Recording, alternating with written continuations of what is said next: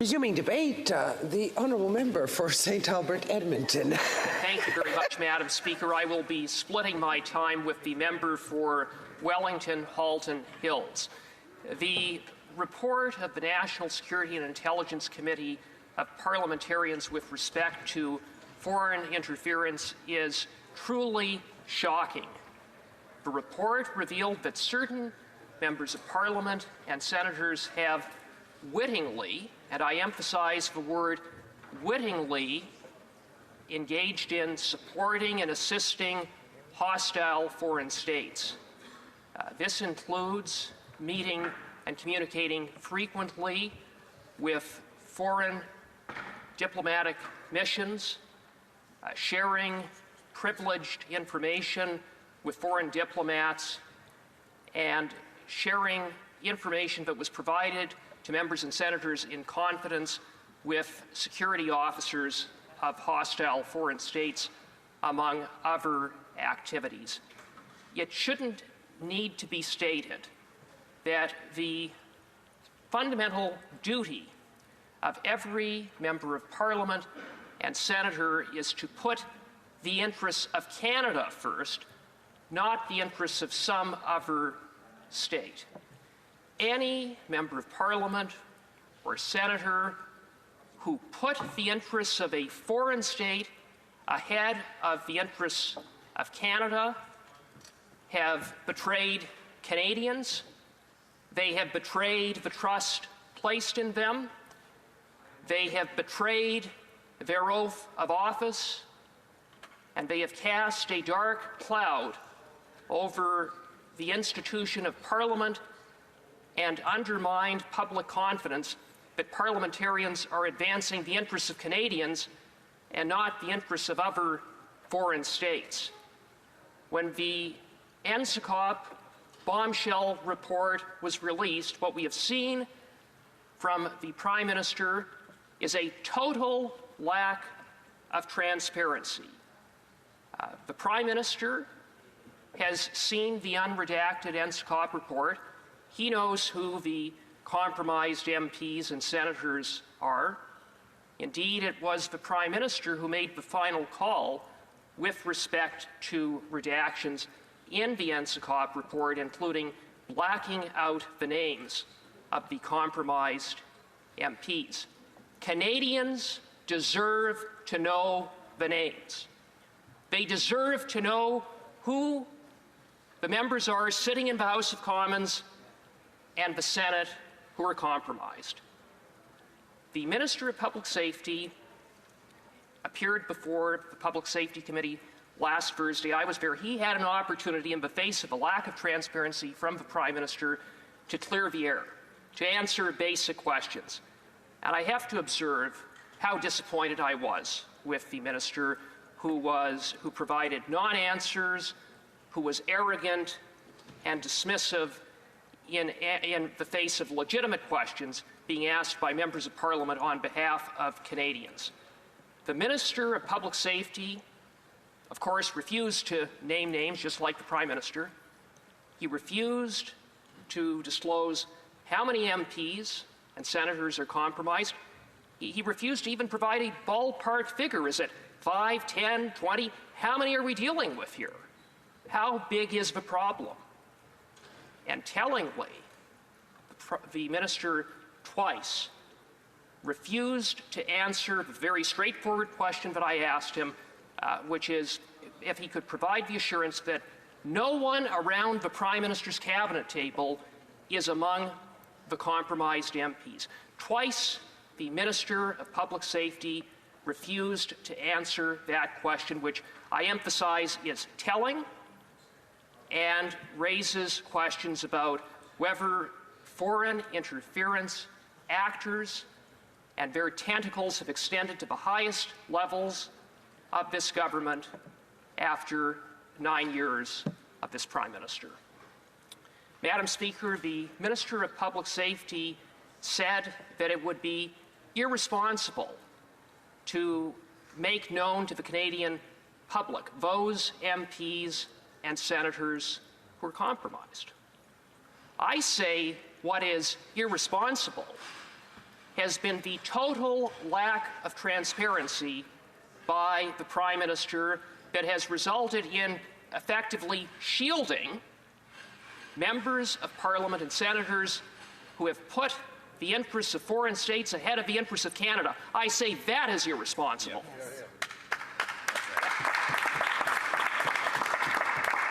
Madam Speaker, the Minister of Public Safety said that there were sensitive intelligence and national security considerations. He has a point, but only up to a limited extent. I would remind the Minister and the government that what is being asked of the government isn't to make known to the public sensitive intelligence or sources and methods.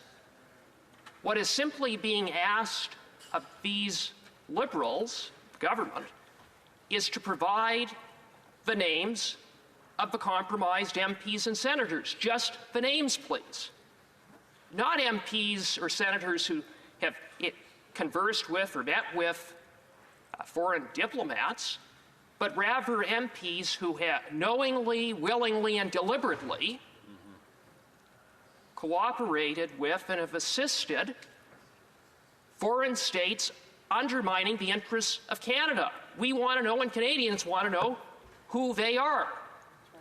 And so often we see from these Liberals that they hide behind national security and intelligence issues, and then we learn that it actually has nothing to do about those things, that it has to do with protecting the interests of the Prime Minister, the Liberal Party,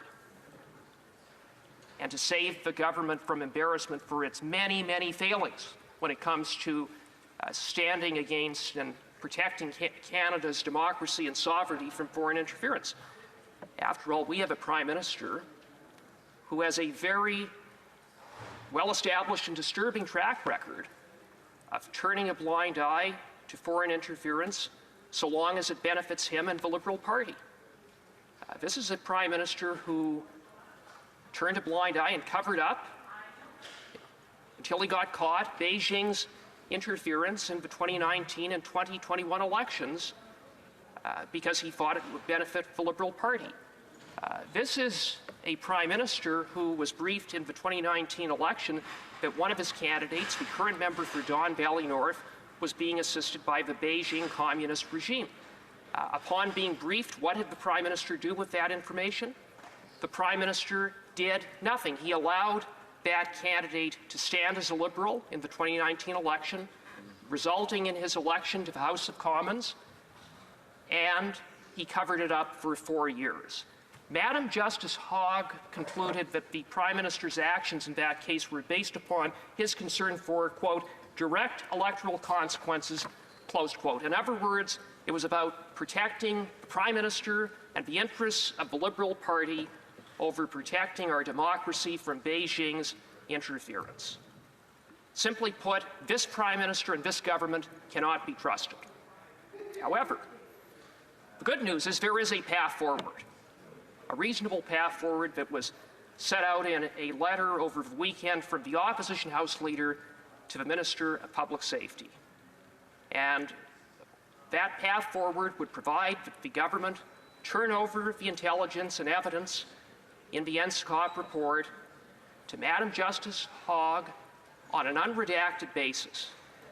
Madam Justice Hogue could then review the intelligence thoroughly and make findings of fact with respect to which MPs wittingly assisted foreign states, and those findings of fact with the names of those MPs could then be put in a report that would then be tabled in Parliament.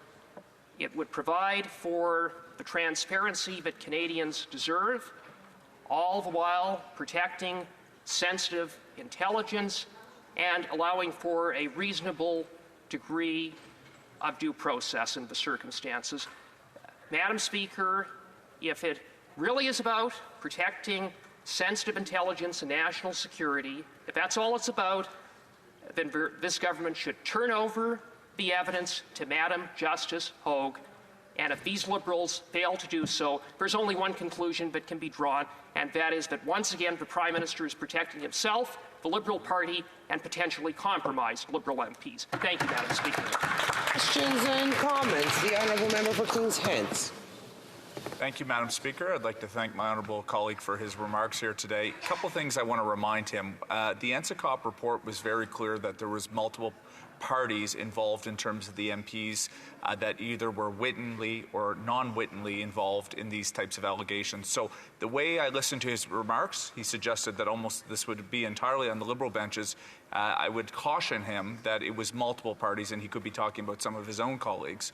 But I do get to the point that I think is important, which is we need to be able to have some type of process here because of the way that this has been come to light.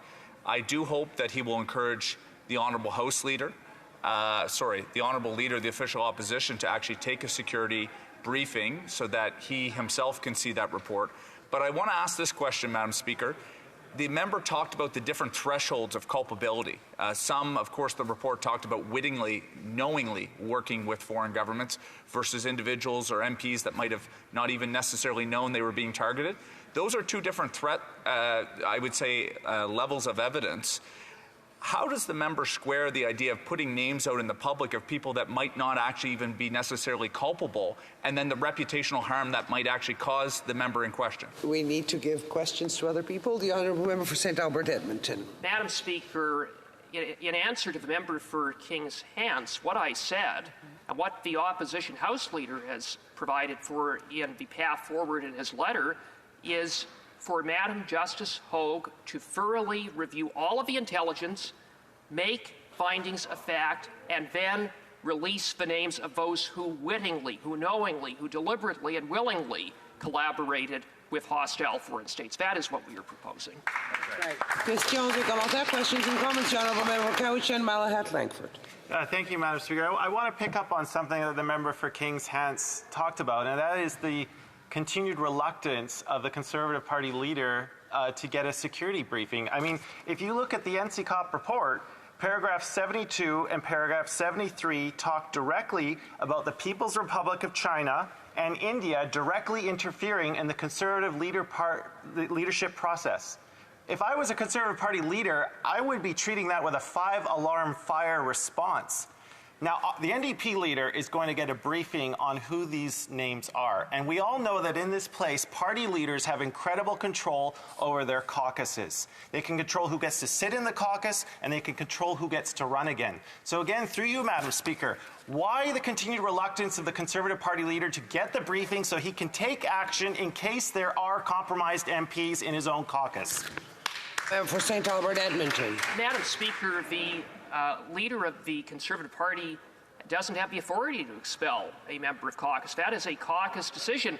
And based upon a security briefing, what could the leader of the opposition do? In fact, it might impede his ability to act. What we need is not more secrecy. We need transparency. We need a process so that those MPs who wittingly collaborated with foreign states are identified and named, and we have provided a very reasonable process for that to take place. It's very disappointing that these Liberals across the way haven't seen fit to endorse that very reasonable roadmap forward. Questions and comments. The Honourable Parliamentary Secretary to the Government House Leader. Thank you, Madam Speaker. Let's be very clear. The leader of the today's Conservative Reform Party has made the conscious decision to say, no, I want to be kept dummied up. I don't want to know and get the security clearance so that I can ask questions. Whereas you have the leader of the New Democratic Party who's already asked questions. It's a false argument that the Conservatives are using.